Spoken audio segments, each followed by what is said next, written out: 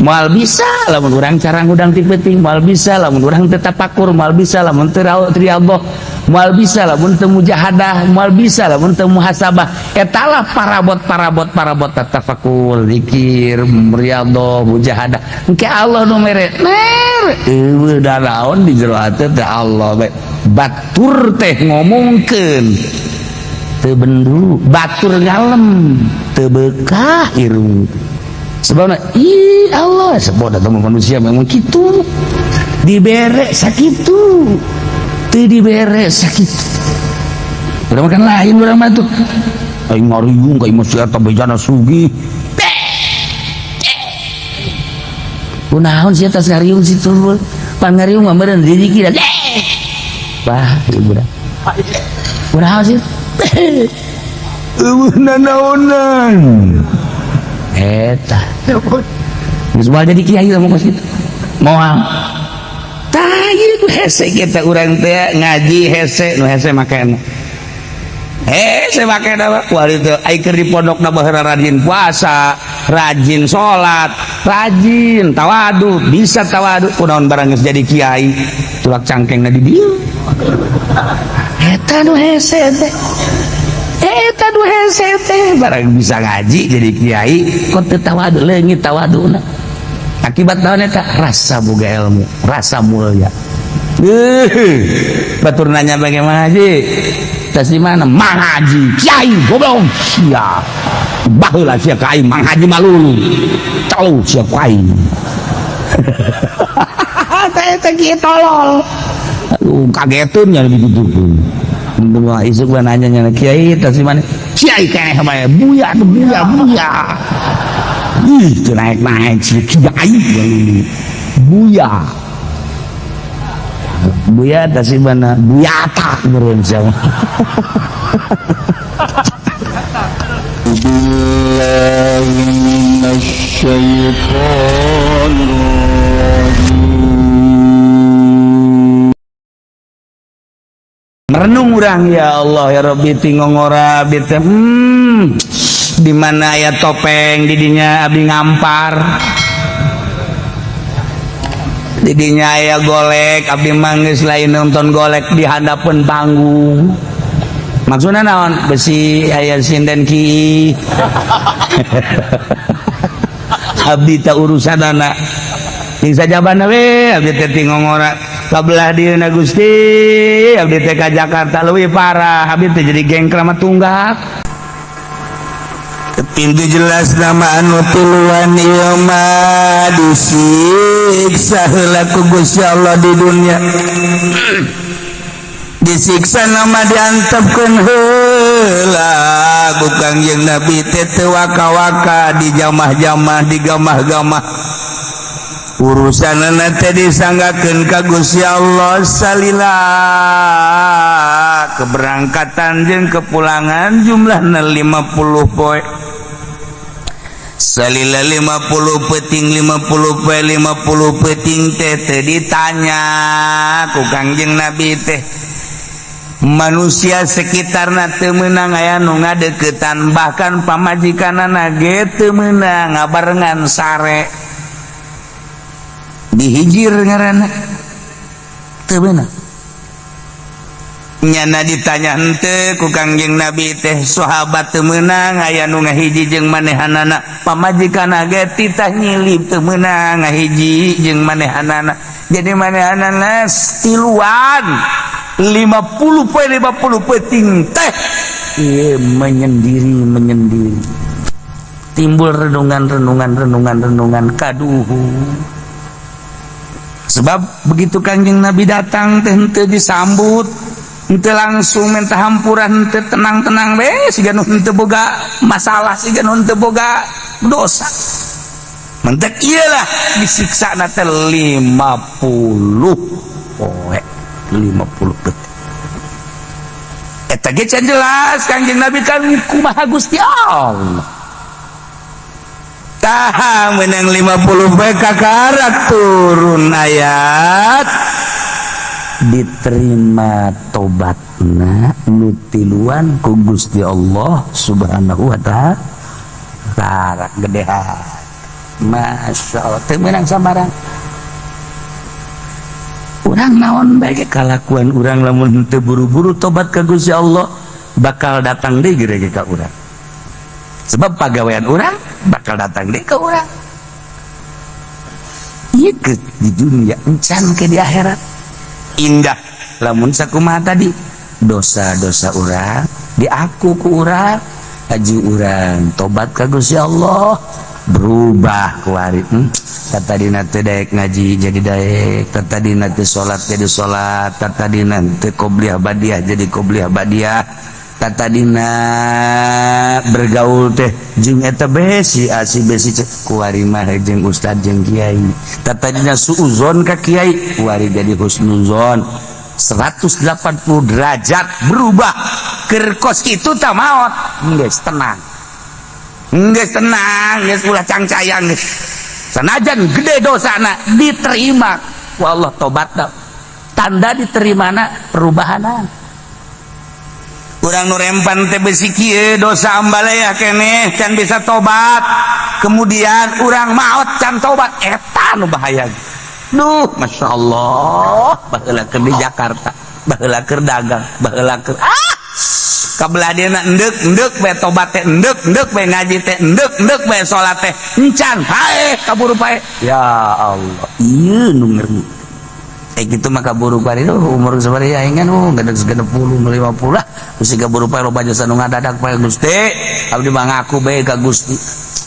ngaku abdi mah geus cenah ieu langit luhur nyundul dosa abdi ka langit ku dosa abdi geus diaku bae geus diaku tah pengakuan etalah menjadi hebat ya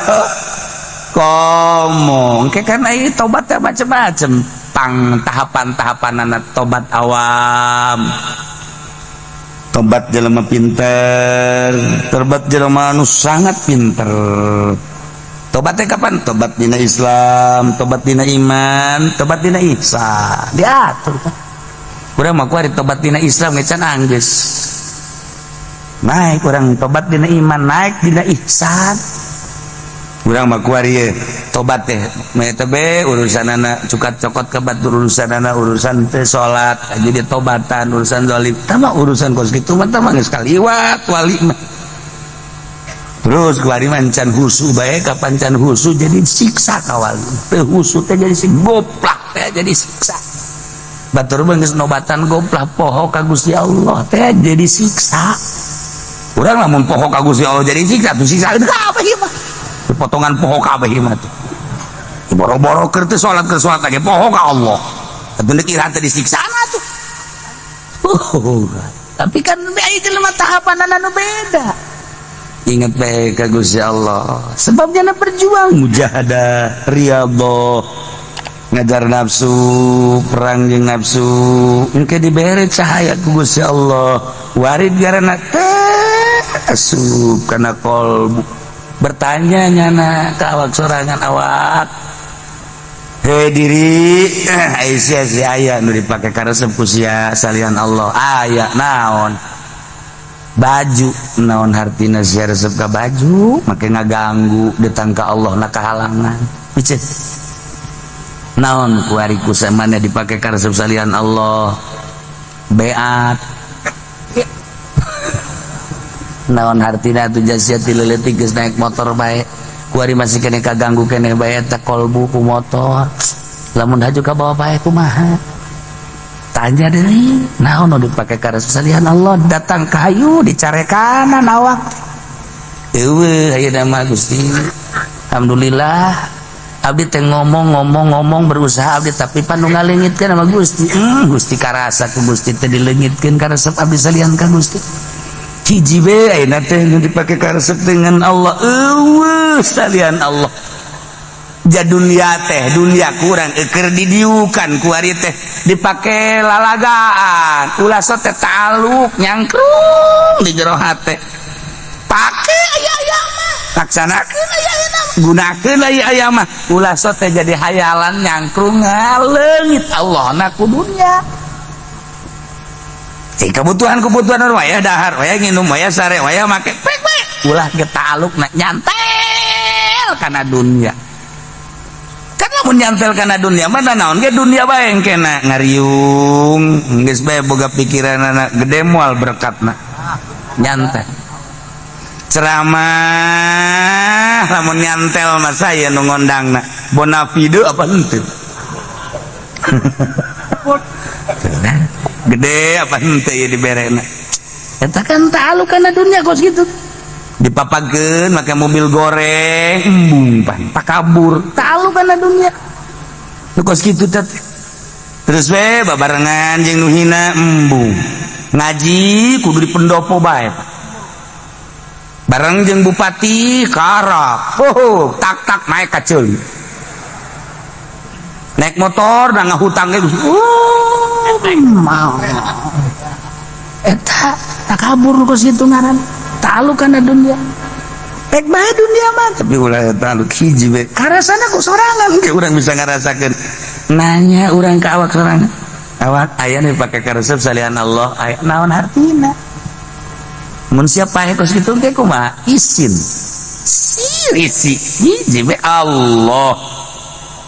moal bisa lamun urang cara ngudang ti peuting moal bisa lamun urang teu tapakur moal bisa lamun teu riyadhah moal bisa lamun teu mujahadah moal bisa lamun teu muhasabah etalah parabot tafakur zikir riyadhah mujahadah engke Allah nu mere eueuh da naon di jero hate teh Allah bae batur teh ngomongkeun teu bendu batur ngalem teu bekah irung sebabna Allah sebab datang manusia memang kitu dibere sakitu teu dibere sakitu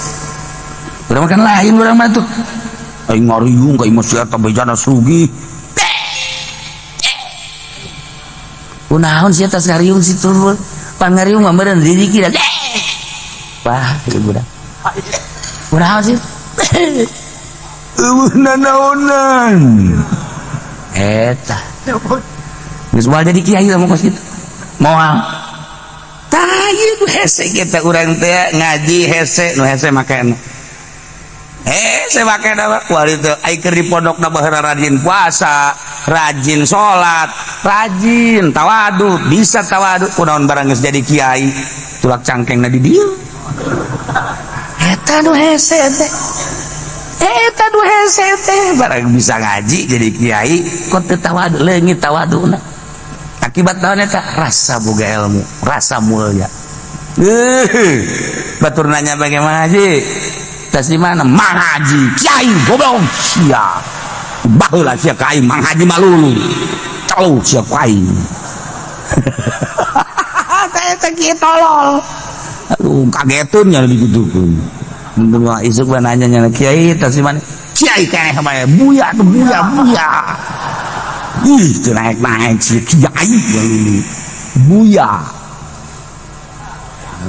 tas di mana buyata meureun sia mah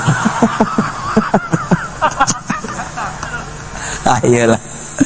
hati akhirna belu tiluan ieu teh lantaran atuh pernah beat ka Kangjeng Nabi atuh beat sumpah setia diterima tobatna Allah narima kana tobatna dihampura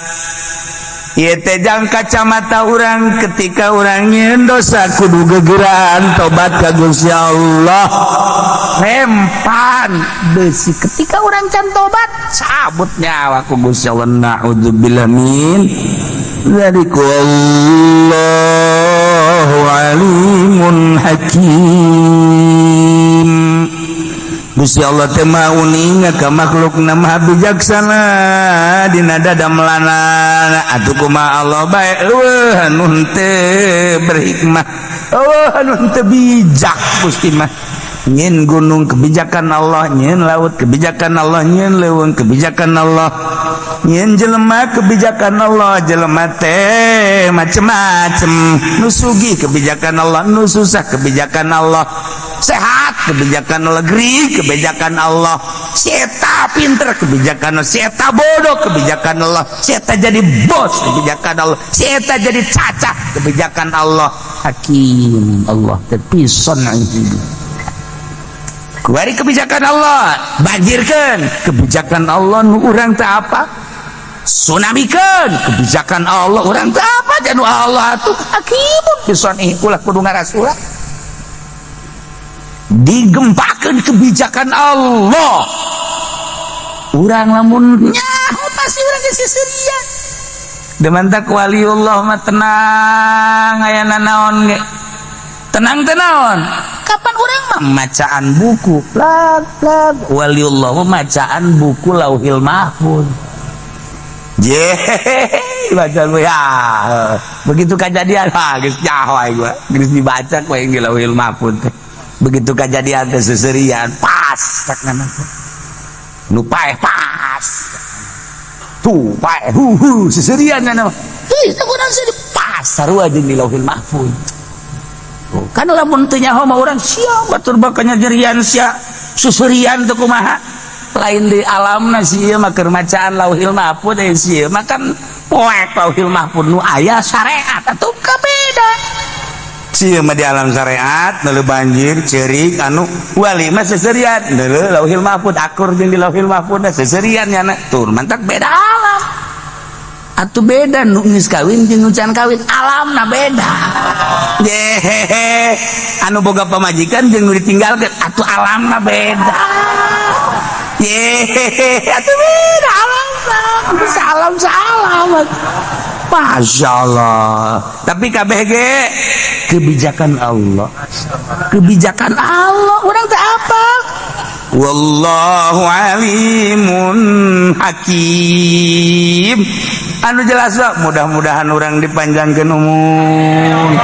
di samping dipanjangkeun umur dibere sehat di samping dibere sehat orang dibere bisa ibadah samping bisa ibadah bisa tobat ka Gusti Allah urang maot pamajikan urang maot anak urang incu urang keluarga urang kabeh keur aya dina tobat aya dina ridho Allah Subhanahu wa taala ngalanjutkeun caritaan jelema-jelema anu teu milu perang Tabuk. Ternyata begitu diteliti aya 3 model manusia. Pertama teu milu perang Tabuk teh memang bener-bener embung jeung teu iman munafik ngaran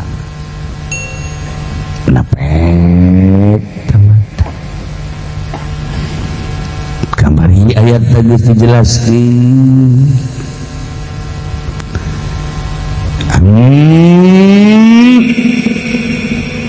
Allah ngejelaskeun jasa idri aranjeun teh jelema anu teu iman yakni munafik. Nomor hiji jelas-jelasan tawa munafik. Nomor kedua eta ayat bahwa min hauli wa mimman haulakum minal a'rab munafiqun. Nomor kedua temilu jeung Kangjeng Nabi perang tinggaleun anu haju kaduhung pohara luar biasa. Akhirna begitu sumping Kangjeng teh ngaku berdosa. Wa akharuna i'tarafu bi dzunubihim atu amalan shalihah. Abilubana kama jeung rekan-rekan anu haju nalian maneh dina tihal hampura teh malangis. Nomor katilu ieu ye manehanana da jelema iman ka Allah jeung ka Kangjeng tetapi nyana leha-leha bae tenang-tenang bae. Jadi lain munafik hayang ngareureuhkeun awak tiluan ieu teh nomor kahiji Murarah bin Rabi', nomor kedua Ka'ab bin Malik, tilu Hilal bin Umayyah. Ieu mah teu milu perang Tabuk teh kaslan mumul. Nomor kedua Mailan ila Da'ati, hayang senang we ieu mah lain nipak lain nyaho imkaan sugi tapi janana embung milu perang tah ku sebab sakit tu ditegur ku Gusti ulah aya rehat-rehatan, ulah aya sesenangan di dunia mah lain jang senang, di dunia mah jang berjuang. Urang batak aya sesenangan segala rekreasi saged ieu bencanaeun malulu kiai-kiai maka jeung ka pantai segala rupa. Eta nu ngundang tsunami mah eta kiai nu ka pantai. Nanaonan make jeung ka pantai sagala. Kecuali nyana nek ngasehatan orang pantai. Kumaha salah tah mah loba nu make rok mini gitu kan, loba anu sataranjang tah nyana bertugas ka ditu. Dikumpulkeun diasupkeun ka hotel. Ieu ulah aya rehat, ulah aya istirahat. Masya Allah. Sebab naon? Bayangkan coba ge kurang Kangjeng beserta para sahabat berangkat usah kitu jauh selama 50 hari pulang pergi deh, berangkat 10 hari ini itu 10 hari pulang 10 hari berangkat dan lawan gitu 15 hari kemudian pulang 15 hari jadi itu 20 hari eta kan jumlahnya jadi 50 poe. Berangkat teh kapan dek perang mah kapan nyawa taruhanana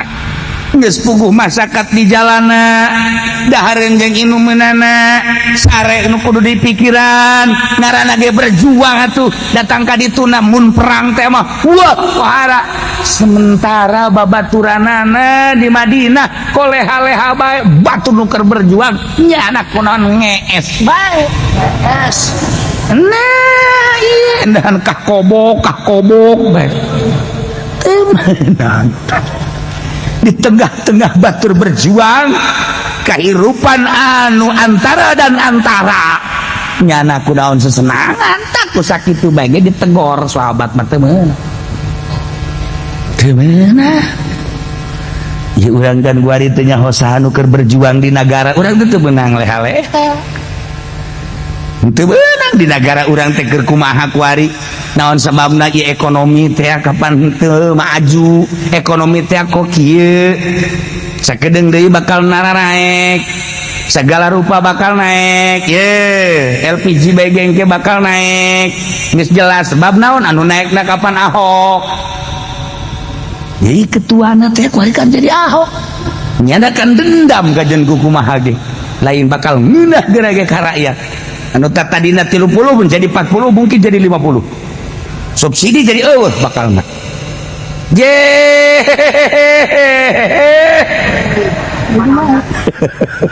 barang sana ka rumaha we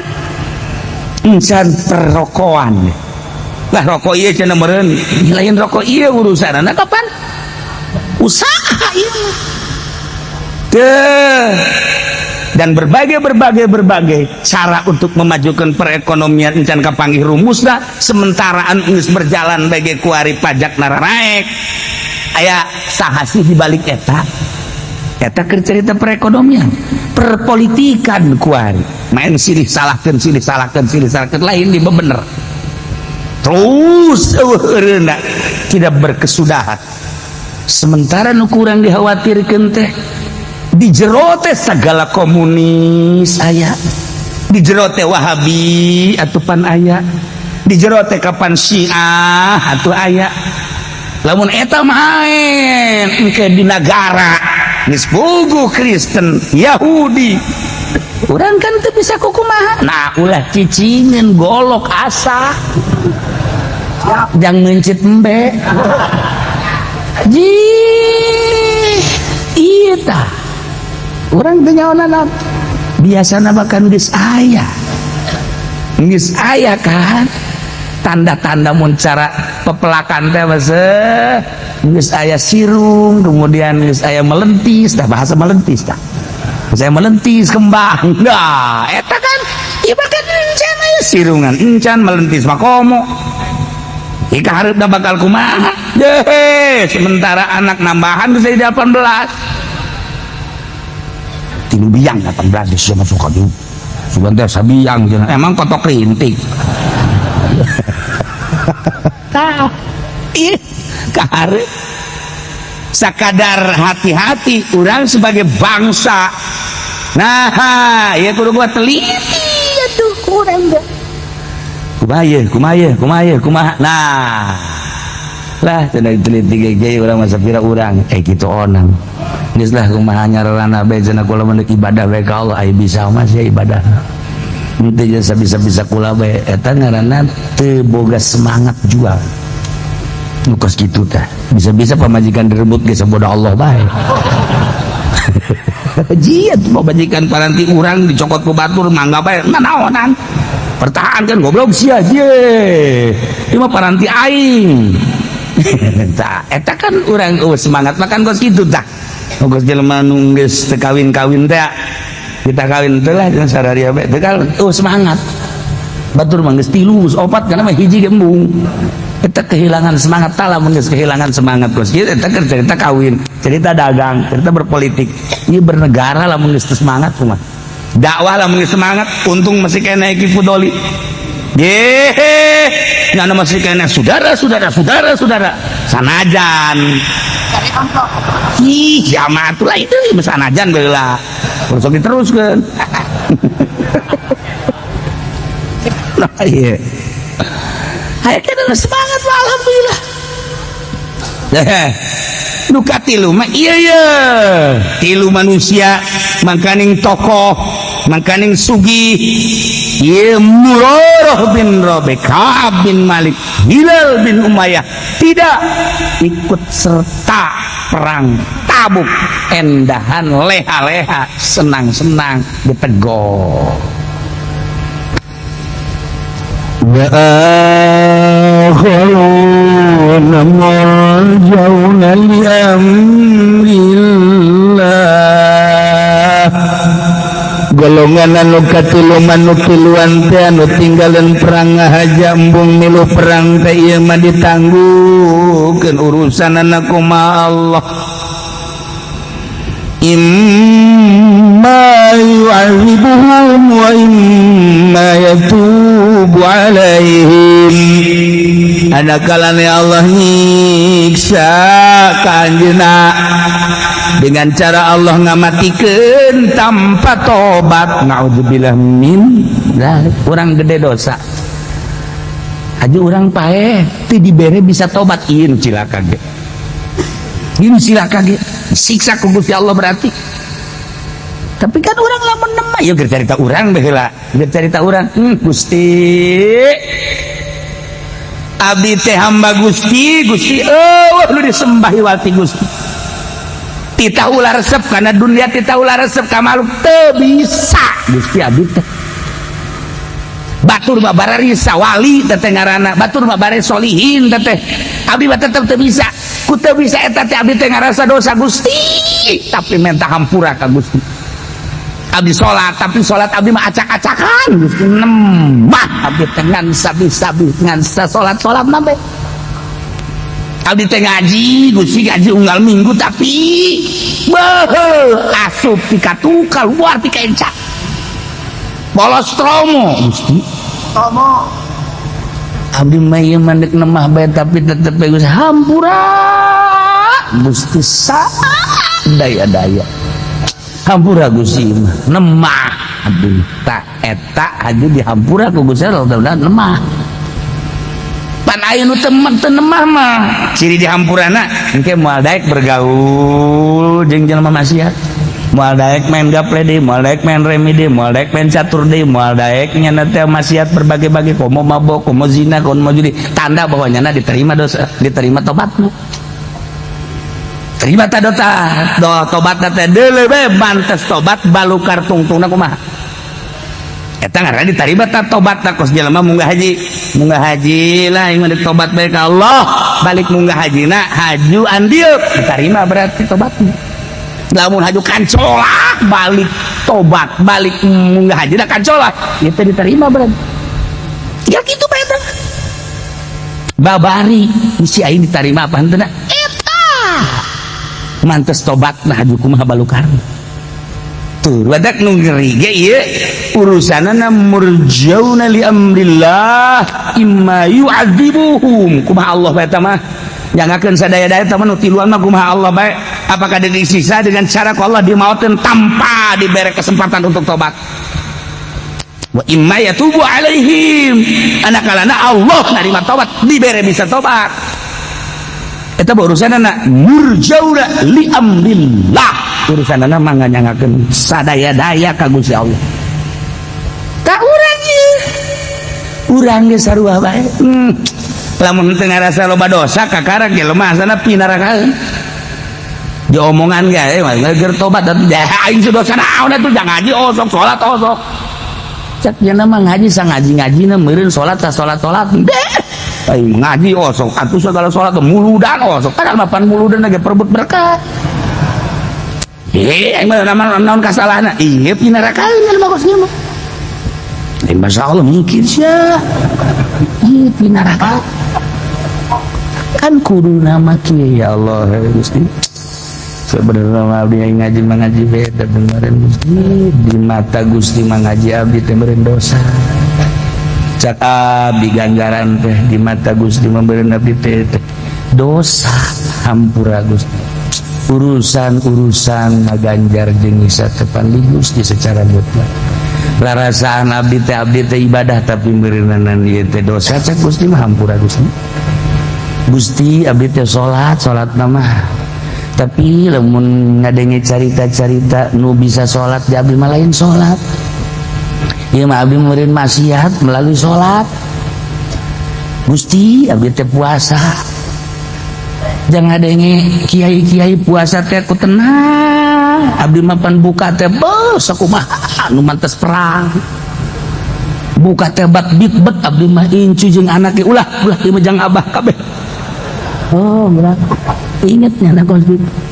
incu menta ge kadin sia itu aya bapak sia ieu mah hak abah ambo ngarasa Gusti ampura Gusti dosa abdi teh dosa Gusti tah kurang ibadah tapi ngarasa naon atuh sigana itu ibadah teh dipayuneun Gusti dipayuneun makhluk dipayuneun Gusti naonan meureun Gusti nemah abdi teh tah ieu engke aya tah karasa perubahan lamun eueuh perubahan teh diterima berarti tobatna aya jelema tah usaha di dieu teh usahana teh kredit usahana teh di dieu teh riba aju bebeja kula ye doana cenah kieu kula ka mana tuh ka Mekah sekitar bangsa 7 tahun ka tukang aja maksudnya ieu kumaha ibadah yang bisa tobat Gusti guru nanti gitu pakai cenah yang bisa tobat doakeun kula di mana makom mustajabna ya teh di Mekah bagian makom mustajab di Arafah untuk selingkungan Baitullah kini pondokan lagi nah urang mah jadi Baitullah ini geus di dinya bae di Arafah kayak gitu kan berencana terus baik ka Gusti tobat baliklah ka dieu diterima kan tobatna meureun hiji dagangna ambruk ngenakeun bebeja deui jadi toko nutup bae cenah kieu aju dagang ngeunggah gitu maju eta diterima berarti tobat depan jadi kieu cenah kieu eta patah tadi dia gede tobat nggak gunakan dagangnya teh kapan make duit bank make duit renter aju tobat diterima tobat tak mal maju datang ke kumaha kecuali eta isap make duit sorangan dah untuk cenah emang tadi nage duitna ieu nu pake ka Mekah ge ieu komo kitu datang ka ayeuna datang ka ayeuna encan menyak deui eta diterima berarti tobatna asli bungunnya disebut diterima tobat kos itu tembung hayang nama tobat diterima dagang maju lain diurus ada diterima tobat kan bae pakai duit bank pakai duit renten berarti kan ku Allah dibersihan tak eta terima tobatna pokok saya jelema kieu zina bezina zina teureun tapi tibalik zina bae kadiana bangsa umur 55 mendekati kan 60 karena enggak haji bebeja ke kiai na kiai pan babarengan ya jeung kiai lain kula lain kula udah ngadegetan kiai bela emang naon kula milu bae milu doa-doa tobat itu bisa tuh kiai itu tobat kan masing-masing dosa itu kula dosa kula ente mah ente dosa ente usul ka usul jiban teu bisa cek ada ini pakai bahasa urang bae make bahasa urang teu bisa dibarengkeun tobat batu kan ieu mah urusanna ieu eta mah urusanna lain deui urusan ieu mah tobat teh ieu urusan ente kan teu nyaho ieu mah oge nya ieu teu bisa milu ngadompleng gitu teu bisa emang dahar bisa ngadompleng teu bisa tuh gitu tapi tetep bae nanya deh ari doa nu paling hebat di itu di Arafah mau deui di Arafah eta paling hebat mun kurang tobat sangat di Arafah baru kedua eta sekitar itu datanglah ke Arafah ngadegetan kieu we tetep nya asal kieu diuk nya celek bener minum doa itu masing-masing baca kiai teh doa bareng berapa kali itu masing-masing guys beres doa bersama teh panjang doa masing-masing begandeng jasa nya deket ban ka kiai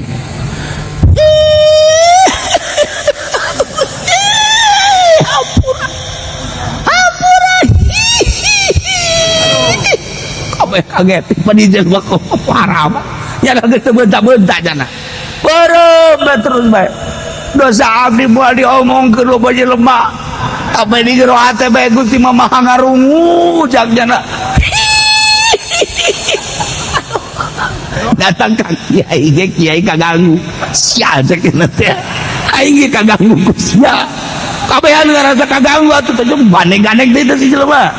karena tuh di naon ngaranna di nasehatan ngaranna ge di Arafah masing-masing kan itu pagandengan kabeh sakloter bandeng jasa tobat bandeng jasa ayat dah nu nanya ki eta bawaan sa bawaana mah bawaan kula atuh coba tuh lah tuh bisa lah emang setengah jawaram bung aing ini tantepkeun bae urang bae bandingan gen indit urang tetereuh ti beurang ke datang ka magrib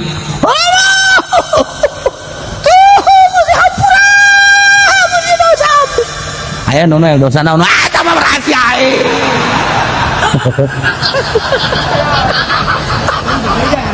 datang ke maghrib ke gandeng gede bae aja tak kiai teh geus makin maghrib geus apa geus kurang ka Muzdalifah aduh aing mah tetep bae eureun di Muzdalifah bae ngajoake jeung nya serak sia ge reda alhamdulillah pastilah kena dia tobat diterima ka kiai mah bebeja emang sih bukan dosa naon zina dibalik bae kula mati umur 15 tieureun terus bezina pamajikan atuh pamajikan boga zina mah terus ceknya teh mah jajan ieu ya geus mah geus ka Mekah geus geus tobat geus moal deui geus bagus untuk kula jojoakan ge ceknya teh inget aduh geus ceknya teh cukup kula ngejoak di Arafah pasti diterima ku Gusti Allah. Kita pastikan gitu, pasti. Nggih. Terus ka Mekah deui beres, balikan ka dieu ka lembur. Menanglah meureun sababaraha bulan, yai teh akan datang deui ngalayan kayana. Dik nanya ieu kumaha perkembanganana. Saya mah 3 bulan 4 bulan mah. Assalamualaikum. Salam. Kiai. Ya saya ngobrol-ngobrol sejuk tanya eta tobat ya cucuakan aya karasana lain aya deui kumaha karasana aya jatuh teman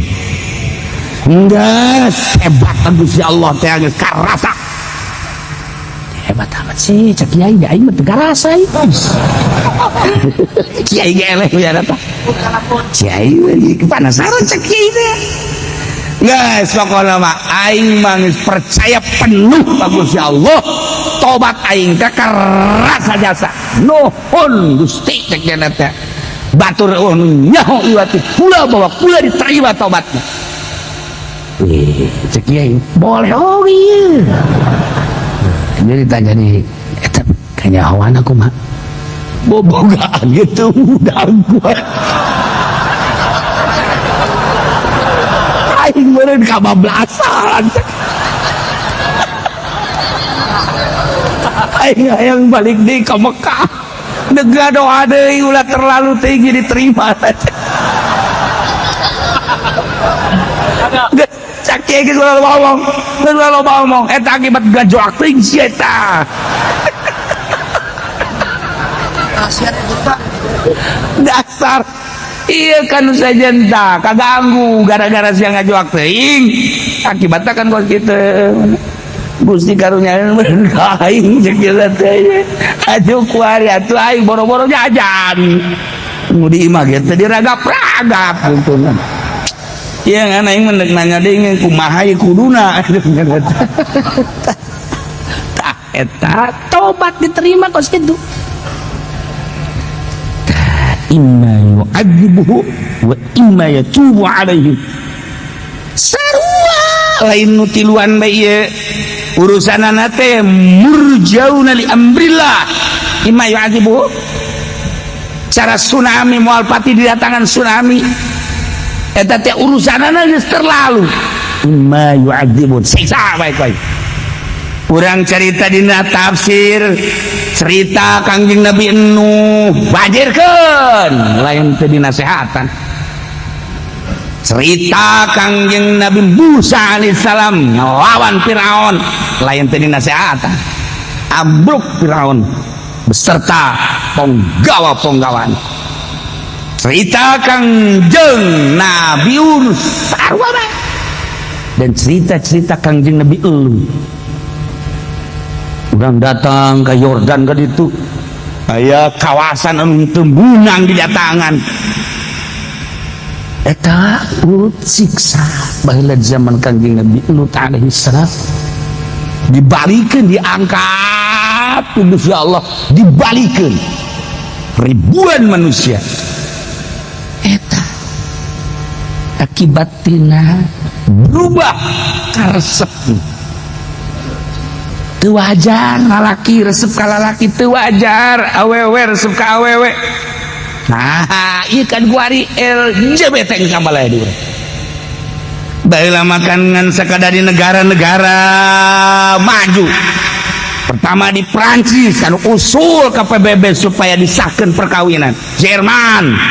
Inggris kebelah dieuna Amerika Belanda eta kelas internasional kuari ya Allah di Cikupa kurang dia oh ya Allah kaget nyali otot nogol de jelema mau sterek bagus jasa lalaki gagap petinju asana ieu mah cek ulah ieu hebat ieu hebat teh aduh kiai doana cenah kunaon kekasih saya meninggalkan saya ini fotonya barang di delek kumisa aing goblok kudu dijiekeun yang si eta ieu ya kumaha coba ieu di luar pemikiran urang geus bugu awewe kehilangan kencan kehilangan pacar awewe cing awewe deui lain saeutik kadang teu penting merenung kieu rempan amat Gustiku sebab si eta ya Allah anunya nangis kebablasan hirupna teh geus teu make aturan agamanya nama geus kumaha manehanana we di mana Gusti nyiksa teh pan meureunanan lain anu berurusan jeung dosa bae kabeh kabaud kabeh teh meureunanan atuh kabawa sakumaha anu digambarkeun ku Kangjeng Nabi kapal anu dibocoran teh atuh kapan atuh mun di mana kapal bocor batu sakapal kan ini kumaha coba urang nu mabok eta kan ngundang siksa nu zina eta kan ngundang atuh eta sodom eta kan ngundang lesbi homoseksual eta kan ngundang siksa geus pugu nu korupsi eta ngundang siksa kan urang ieu nu riweuh mah di mana disiksa kapan urang kabawa sabaraha kiai jeung sabaraha santri anu kabawa kanyut ini kumaha coba urang ningali pemandangan tsunami Aceh tsunami nu lain gempa Jogja dan lain sebagainya pan henteu kabeh beureudanan henteu kabeh dugala aya nu bener kabawa kan ngeumanta kiai ngocoprak bage eta teh besi kabawa iya geus disiksa nu kumaha tuh wa akharuna murjauna li amrillah ketika berdosa urusanana kan ieu ku bagus ya Allah imma ayu azibum janu Allah ieu sia diciptakeun ku aing teu ngajading sia ka aing ngahirupan sia aing mere rezeki sia aing nyembah ka batur awas sia ku aing iya jadi disiksa atau sia terus bae babok terus bae zina terus bae sia awas siksa sia ku aing kabawakan kabeh nah iyalah imma yu'adzibuhum bimautan bila taubat teu bisa dibere teu bisa tobat urang kan ari dibere bisa tobat mah keur mijihna urang dijero tobat maot atuh geus tenang merenung urang ya Allah ya Rabbi tingongora bete di mana aya topeng didinya abdi ngampar didinya aya golek abdi manggeus lain nonton golek di hadapan panggung maksudna naon besi aya sinden ki abdi ta urusanana jeung sajabana we abdi teh tingongora kabelah dieuna Gusti abdi teh ka Jakarta leuwih parah abdi teh jadi geng Kramat Tunggak ya Allah ya Rabbi alhamdulillah ku ari mah geus eueuh Kramat Tunggak pindah ka Kalimalang terus ku ari ka Tangerang dibasmi ku WH pindah ka Pandeglang ku ari mah anteng di Pandeglang tararigis di Pandeglang di mana nyahona Kapolda pamit pergantian kamari nyana nyaritakeun ternyata di Pandeglang meningkat perzinahan bagian tuh orang Pandeglang yang jelas mah info ayo yang dari sono diekspor jet tambah ekspor berarti di daerah Karawang di daerah Subang Tangerang mente alhamdulillah ngan pelakuna Tangerang tuh meningkat perzinahan di kumaha coba pemabukan meningkat Banten maling pembunuhan meningkat sekian persen ini saya lapor kepada Pak Kiai karena Pak Kiai juga termasuk orang Banten saya membuka orang Banten kalau mana Pak Kiai sekian ya urusan saya itu mah saya Tangerang aman Tangerang Banten Pak Kiai orang belaga biduga Banten nyana ongko kok biduga hanya kabar bodoh berarti jananya enggak saya bukan Banten saya Tangerang ayo meningkat etalah imma yu'adzibu wa imma yatubu alaih pintu jelas nama anu tuluan ieu mah disiksa heula ku Gusti Allah di dunia disiksa nama diantepkeun heula ku Kangjeng Nabi teh teu waka-waka di jamah-jamah di gamah-gamah urusanana teh disanggakeun ka Gusti Allah salila keberangkatan jeung kepulangan jumlahna 50 poe salila 50 peting 50 poe 50 peting teh teu ditanya ku Kangjeng Nabi teh manusia sekitarna teu meunang aya nu ngadeukeutan bahkan pamajikanana ge teu meunang ngabarengan sare dihijir ngaranna teu meunang nyana ditanya henteu ku Kangjeng Nabi teh sahabat teu meunang aya nu ngahiji jeung manehanana pamajikanna ge titah nyilip teu meunang ngahiji jeung manehanana jadi manehanana tiluan 50 poe 50 peting teh ieu menyendiri timbul renungan kaduhu sebab begitu Kangjeng Nabi datang teh henteu disambut henteu langsung minta hampuran henteu tenang-tenang we siga nu henteu boga masalah siga nu henteu boga dosa mentek iyalah disiksa na teh 50 poe 50 detik eta ge can jelas Kangjeng Nabi kan kumaha Gusti Allah tah menang 50 poe kakarak turun ayat diterima tobatna nutiluan ku Gusti Allah Subhanahu wa ta'ala gedehan masya Allah teu meunang sabarang urang naon bae kalakuan urang lamun teu buru-buru tobat ka Gusti Allah bakal datang deui geura ka urang sebab pagawean urang bakal datang deui ka urang ieu ke di dunia encan ke di akhirat indah lamun sakumaha tadi dosa-dosa urang diaku ku urang haji urang tobat ka Gusti Allah berubah ku ari tatadina teu daek ngaji jadi daek tatadina teu salat jadi salat tatadina teu qobliyah badiah jadi qobliyah badiah tatadina bergaul teh jeung eta besi asi besi ku ari mah jeung ustad jeung kiai tatadina suuzon ka kiai ku ari jadi husnuzon 180 derajat berubah keur kos itu tah maot geus tenang geus tenang geus ulah cangcayang geus sanajan gede dosana diterima ku Allah tobatna tanda diterimana perubahanan urang nu rempan teh besi kieu dosa ambalaya keneh can bisa tobat kemudian urang maot can tobat eta nu bahaya duh masya Allah baheula keur di Jakarta baheula keur dagang baheula keur kabelah dia nak endek bae tobat teh endek bae ngaji teh endek bae salat teh encan hae kaburu pae ya Allah ieu nu ngeri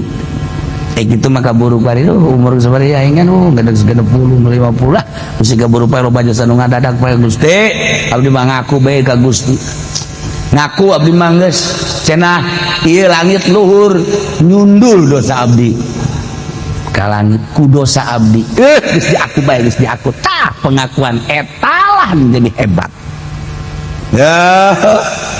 komo ke karena ini tobat ya macam-macam tang tahapan-tahapan tobat awam tobat jelema pinter tobat jelema anu sangat pinter tobatnya kapan tobat dina Islam tobat dina iman tobat dina ihsan diatur kan urang mah kuari tobat dina Islam geus can anggeus naik orang tobat dina iman naik dina ihsan urang mah kuari tobat teh eta be urusanana cukat cokot kebat urusanana urusan teh salat jadi tobatan urusan zalim tah mah urusan kos kitu mah tah geus kaliwat wali mah terus kuari mancan husu bae kapan can husu jadi siksa ka wali teu husu teh jadi goplak teh jadi siksa batur mah geus nobatan goplak poho ka Gusti Allah teh jadi siksa urang lamun poho ka Gusti Allah jadi siksa tuh siksa apa ieu mah potongan poho kabeh ieu mah boro-boro keur teu salat lagi poho ka Allah tapi kira teh disiksana tuh tapi kan aya jelema tahapan anu beda ingat bae ka Gusti Allah sebabnya na berjuang mujahadah riyadhah ngajar nafsu perang jeung nafsu engke dibere cahaya ku Gusti Allah warid garana asup kana kolbu bertanya nyana ka awak sorangan awak he diri Aisyah si aya nu dipake karesep ku sia salian Allah aya naon baju naon hartina sia resep ka baju make ngaganggu datang ka Allah na kahalangan picet naon ku ari ku samana dipake karesep salian Allah beat naon hartina tu jasiat leuletik geus naik motor bae ku ari masih kene kaganggu kene bae teh kolbu ku motor lamun haju ka bawa bae kumaha tanya deui naon nu dipake karesep salian Allah datang ka hayu dicarekan awak eueuh ayeuna mah Gusti alhamdulillah abdi teh ngomong berusaha abdi tapi panu ngaleungitkeun sama Gusti Gusti karasa ku Gusti teh dileungitkeun karesep abdi salian ka Gusti hiji we ayeuna teh nu dipake karesep dengan Allah eueuh salian Allah jadunya teh dunia kurang keur didiukan ku ari teh dipake lalagaan ulah teh taluk nyangkrung di jero hate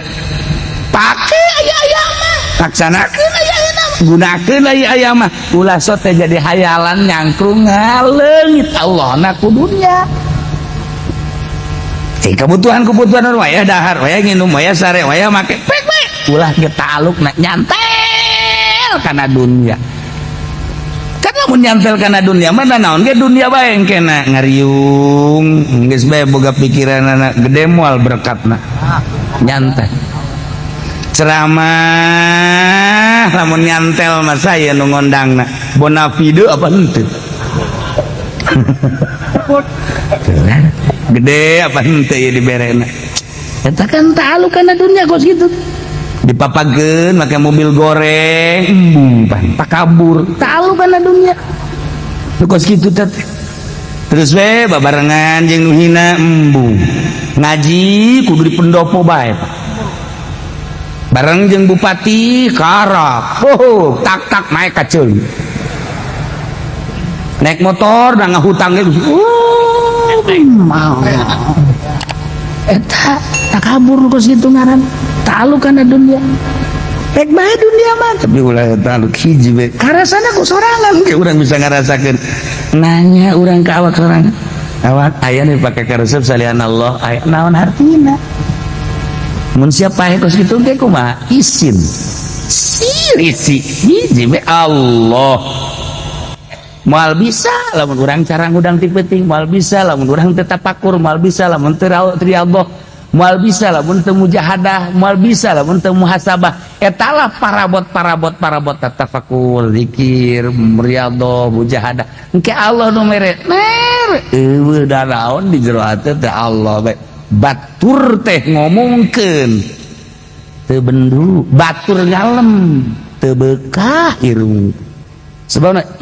Allah sebab teman manusia memang kitu dibere sakitu teu dibere sakitu urang makan lain urang mah tuh aing ngariung ka imah sia tabejana sugih kunaon sia tas ngariung situ pan ngariung mah meureun rezeki da wah ieu budak kunaon sih eueuh nanaonan eta geus moal jadi kiai mah kos kitu moal tah ieu hese kita urang teh ngaji hese nu hese makena hese makena kuari teh ai keur di pondokna baheula rajin puasa rajin salat rajin tawadu bisa tawadu kunaon barang geus jadi kiai tulak cangkengna di dieu eta nu hese teh eta nu hese teh barang bisa ngaji jadi kiai kok teu tawadu leungit tawaduna akibat naon eta rasa boga ilmu rasa mulia batur nanya bagaimana haji tas di mana mang haji kiai goblok sia baheula sia ka aing mang haji malulu tau sia ka aing eta kieu tolol aduh kageteun nya ditutukeun mun isuk nanya nya kiai tas di mana kiai keneh bae buya tuh buya ih teu naik-naik si kiai buya buya tasibana buyata meureun sama ayolah tapi akhirnya belum tilu aliyah lantaran latu pernah beat ke Kangjeng Nabi atuh beat sumpah setia diterima tobatna Allah narima kana tobatna dihampura ieu teh jang kacamata urang ketika urang nyieun dosa kudu gegeraan tobat ka Gusti Allah rempan besi ketika orang can tobat cabut nyawa ku Gusti Allah naudzubillah min dzalikallahu alimun hakim Gusti Allah teh mah uning ka makhlukna maha bijaksana dina dadamelanana atuh kumaha Allah bae anu teu berhikmah anu teu bijak Gusti mah nyin gunung kebijakan Allah nyin laut kebijakan Allah nyin leuweung kebijakan Allah nyin jelema kebijakan Allah jelema teh macem-macem nu sugih kebijakan Allah nu susah kebijakan Allah sehat kebijakan Allah geri kebijakan Allah si eta pinter kebijakan Allah si eta bodoh kebijakan Allah si eta jadi bos kebijakan Allah si eta jadi cacat kebijakan Allah hakim Allah terpison hidup kuari kebijakan Allah banjirkan kebijakan Allah nu urang teh apa tsunamikeun kebijakan Allah urang teh apa janu Allah atuh hakimun bisoni ulah kudu ngaras ulah digempakeun kebijakan Allah urang lamun nyaho pasti urang geus seserian demantak waliullah mah tenang aya nanaon ge tenang teh naon kapan orang mah macaan buku plag waliullah macaan buku lauhil mahfuz baca ya begitu kejadian geus nyaho gua geus dibaca ku yang di lauhil mahfuz begitu kejadian teh seserian pas takna nu paeh pas tuh paeh seserian nya teh urang seueur pas sarua jeung di lauhil mahfuz kan lamun teu nyaho mah urang sia batur bakanya jerian sia susurian teu kumaha lain di alamna sia mah keur macaan lauhil mahfuz sia mah kan poek lauhil mahfuz nu aya syariat atuh kabeda sia mah di alam syariat neuleuh banjir ceurik anu wali mah seserian neuleuh lauhil mahfuz akur jeung di lauhil mahfuz seserian nya tur mantak beda alam atuh beda nu geus kawin jeung nu can kawin alamna beda yehehe anu boga pamajikan jeung nu ditinggalkeun atuh alamna beda yehehe atuh beda alamna salam Masya Allah tapi kabeh ge kebijakan Allah orang teh apa wallahu alimun hakim anu jelas wa mudah-mudahan orang dipanjangkan umur